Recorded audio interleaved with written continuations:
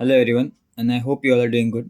So for UPSC 2023 prelims, we'll check some I'll do some important topics जो हमने UPSC 2022 के paper से deduce किए हैं.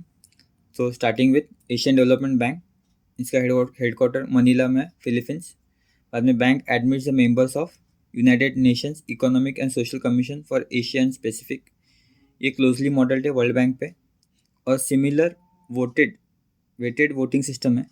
और जो वोट्स किस पे डिस्ट्रीब्यूटेड होते हैं, distributed in proportion to the members capital subscription. बाद में 12 में से जो 8 मेंबर्स है वो रीजनल मेंबर्स है. ये एरिया से बिलोंग करते हैं 8 मेंबर्स एशिया स्पेसिफिक रीजन से. और बाकी ये जो ब्लू में जो दिखाई दे रहा है आपको वो नॉन रीजनल मेंबर्स हैं. जापान लार्जेस्ट शेयर होल्डर है, इसकी वजह से प्रेसिडेंट भी हमेशा जापानीज ही होते हैं. इनकी शेयर होल्डिंग पैटर्न आप देख सकते हैं यहाँ पे.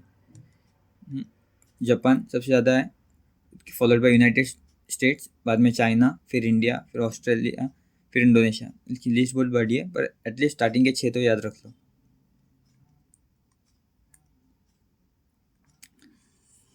देन आईएमएफ के बारे में एक चीज़ तो हमेशा पता रहता है कि इट हेल्प्स, वो बेल आउट करने में मदद करता है. मतलब किसी भी कंट्री में बैलेंस ऑफ पेमेंट की क्राइसिस हो तो वो हेल्प करता है, पर उसी के सिवाय और भी इसकी चीज़ें वो ध्यान रखते हैं.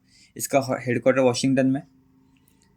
ये वर्किंग किसके लिए और भी काम करता है, फाइनेंशियल स्टेबिलिटी में, इंटरनेशनल ट्रेड में. इसका promote high employment, sustainable economic growth, reduce poverty, मतलब इस चीज़ों के बारे में भी ध्यान रखते हैं. ये भी फंक्शन से जो फॉलो करते हैं.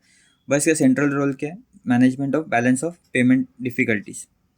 अगर जो लो इनकम कंट्रीज है इनको बोरो करना होगा तो एक कंसेशनल टर्म्स होता है जिनको यहाँ नो इंटरेस्ट पे उन्हें क्विकली फंडिंग मिल जाएगी. तो वो नो इंटरेस्ट थ्रू किसके बारे में, extended credit facility, stand by credit facility और रैपिड क्रेडिट फैसिलिटी.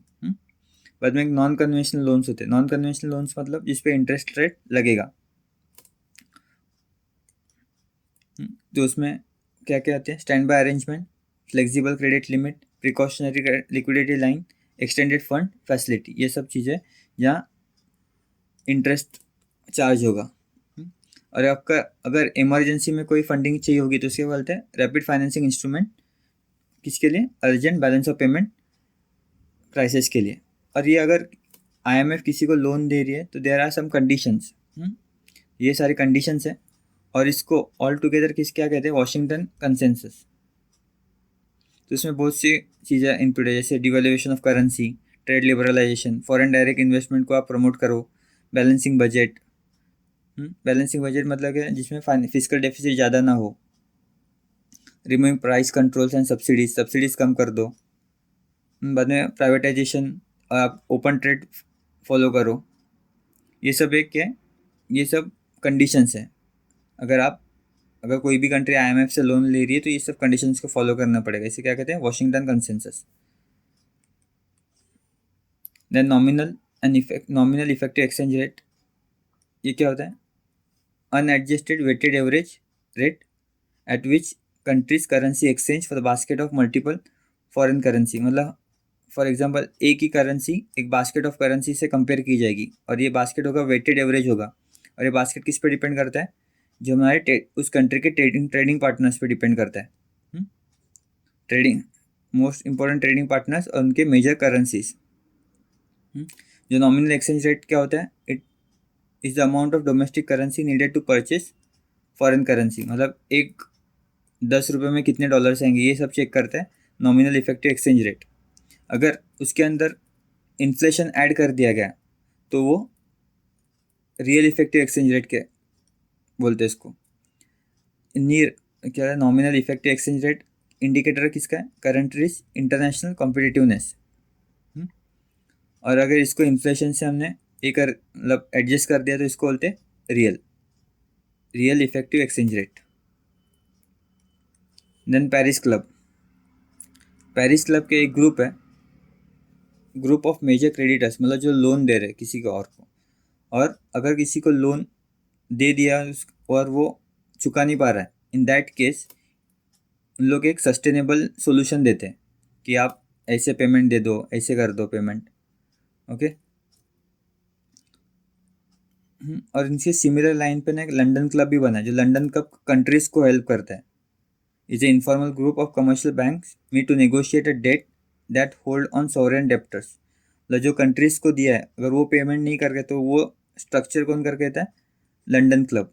पर अगर जो या फिर किसी कंपनी से वगैरह ने लिए तो वो कौन करता है? Paris club. पेरिस क्लब, इसकी मेंबरशिप देखो, इंडिया मेंबर नहीं है पेरिस क्लब का।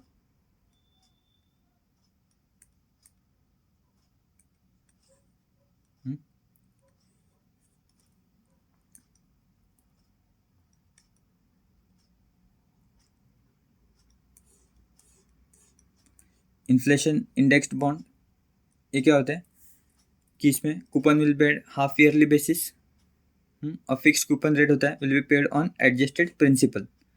ये गवर्नमेंट सिक्योरिटीज है और एलिजिबल फॉर SLR स्टेटस ना, स्टैट्यूटरी लिक्विड लिमिट, इसके स्टेटस के लिए एलिजिबल है। और इसकी इशू कितने 10 साल के लिए होते हैं। एक्चुअली ये क्या है, मतलब ये इन्फ्लेशन इंडेक्स बॉन्ड इशू किए जाते थे 2000, क्योंकि it's act has an alternative for household to invest in rather than gold. मतलब हाउस होल्ड देख लो, पैसे आ गए तो गोल्ड ही ले लेते। और गोल्ड जैसे हम लोग इम्पोर्ट करते हैं, हमारी इम्पोर्ट, हमारा जो ये होता है बैलेंस ऑफ ट्रेड, वो बिगड़ जाता है, करंट अकाउंट डेफिसिट हो जाता है। दैट्स द रीज़न हमने क्या, RBI ने क्या लॉन्च किया था? इन्फ्लेशन इंडेक्स्ड बॉन्ड, जिससे मतलब जो बॉन्ड आप खरीदोगे तो इन्फ्लेशन से एडजस्ट होगा। इन्फ्लेशन रेट जो होगा, मतलब आपका जो रियल टाइम मनी है वो अबव मार्केट, मतलब एक लॉस नहीं होगा इन शॉर्ट आपको। कि आप अगर FD पे आपको 4% रेट, 4% आपको इंटरेस्ट रेट मिल रहा है, पर फॉर एग्जांपल उसी साल आपका 6% इन्फ्लेशन होगा, तो आपके मनी आपका ग्रो नहीं कर रहा है एक्चुअली। पर इन्फ्लेशन रेट, इन्फ्लेशन में क्या होगा कि आपने अगर 100 रुपया ये किया है तो आपको 106 रुपये पे प्रिंसिपल आपका 106 रुपया पकड़ा जाएगा, उस पर आपको 4% इंटरेस्ट रेट पकड़ा जाएगा। तो इससे आपका मनी की वैल्यू डिप्रिशिएट नहीं हो रही है। तो इसे बोलते हैं इन्फ्लेशन इंडेक्स्ड बॉन्ड। ये कब लॉन्च किया था? 2013 में। और पहले जो 2013 से पहले जो कैपिटल इंडेक्स बॉन्ड होता था वो इशूड विच वो ओनली प्रोटेक्ट के प्रिंसिपल को ही प्रोटेक्ट करते थे। पर अभी जो इन्फ्लेशन इंडेक्स बॉन्ड है which can provide inflation protection for interest as well as principal. और ये किससे लिंक होते हैं? होलसेल प्राइस इंडेक्स से लिंक किया जाता है, CPI से नहीं। They are not linked with CPI, they are linked with wholesale price index.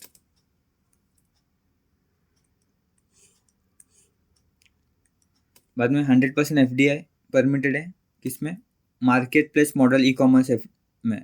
और FDI परमिट नहीं किसमें? Inventory based model e commerce में। तो इन्वेंट्री बेस्ड मॉडल मतलब क्या है कि आपने इंडिया, आप फॉर एग्जांपल आप US की कंपनी इंडिया में आ गई, इंडिया में उन्होंने खुद का बिजनेस शुरू कर दिया, मतलब जो इन्वेंट्री बेस्ड मॉडल शुरू कर दिया, और ये कंज्यूमर से डायरेक्टली कांटेक्ट कर रहे हैं, कंज्यूमर से डायरेक्टली कांटेक्ट कर रहे हैं। ये होता है इन्वेंट्री बेस्ड, मतलब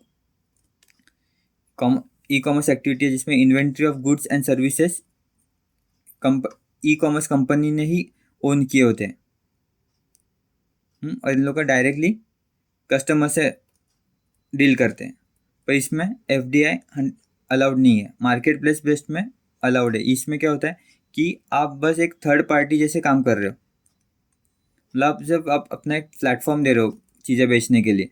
इसमें क्या हो रहा है? E commerce means providing of information technology platform e commerce entity on digital and networking electronic network to act as a facilitator between buyer and seller.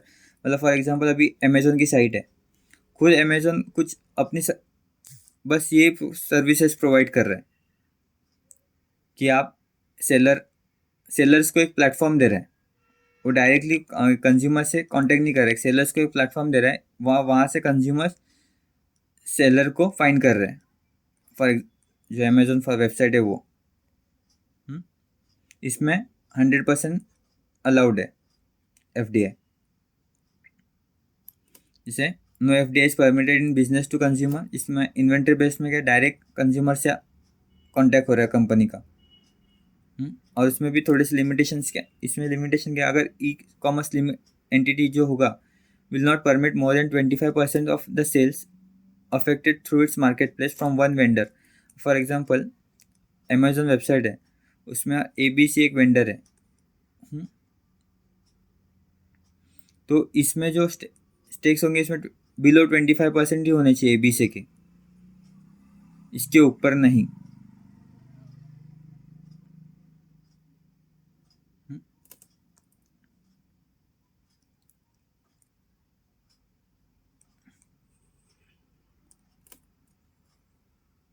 मंजारा एक है ट्रिब्यूटरी है इसकी, गोदावरी की। कहाँ से ओरिजिनेट होती है? बालघाट रेंज से ओरिजिनेट होती है एंड इट फ्लोज थ्रू वट महाराष्ट्र, कर्नाटका एंड तमिलनाडु। तेरना इसकी मेन ट्रिब्यूटरी है। पेनार ये कहाँ से ओरिजिनेट होती है? नंदी हिल्स, कर्नाटका से, और फ्लो कहाँ होती है? कर्नाटका एंड आंध्र प्रदेश। बाद में what are the major peaks of Garhwal Himalayas? Nanda Devi, Kamet, Sunanda Devi, Abhigamin, ये सब इम्पोर्टेंट पिक है किसके? गढ़वाल हिमालयास के। और Nanda Devi and valley of flowers national park इसमें लोकेटेड है।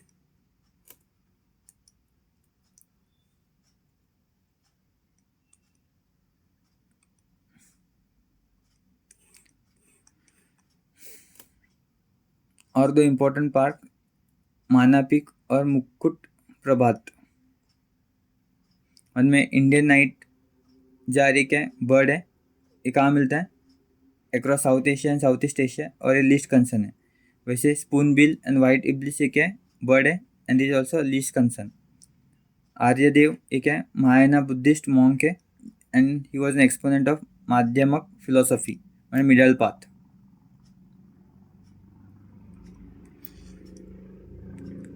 डिंगन डिगन ये कौन थे? Buddhist logician and author of Pramana Samuccaya, इसका मीनिंग है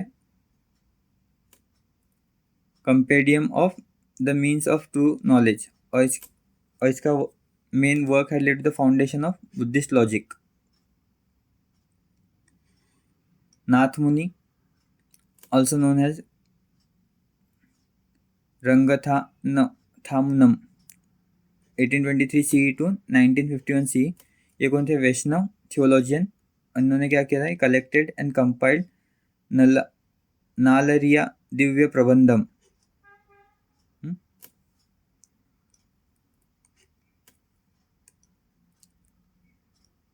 और बैंक बोर्ड ब्यूरो ये क्या? ऑटोनोमस बॉडी है, स्टेट गवर्नमेंट ऑफ इंडिया।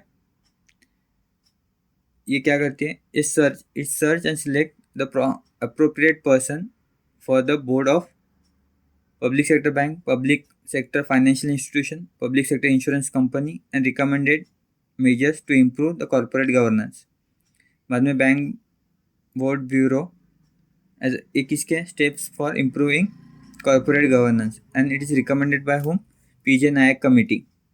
और इसको जो एक स्ट्रक्चर स्टैट्यूटरी बैकिंग किसकी है? By amending nationalised bank management and miscellaneous provision scheme 1980। ये लीगल फ्रेमवर्क है इसका बैंक बोर्ड ब्यूरो का। कन्वर्टिबल बॉन्ड्स नाम से समझ में आ रहा है, fixed income interest payment, but ये कन्वर्ट किए जाते हैं इसमें into predetermined number of common stock shares, और conversion from bonds to stock happens at specific time, कभी भी during the bonds life and usually at the description of bondholder. जिसने जो बॉन्ड खरीदा है उसको कभी लगा तो अपने वो स्टॉक्स में कन्वर्ट कर सकता है।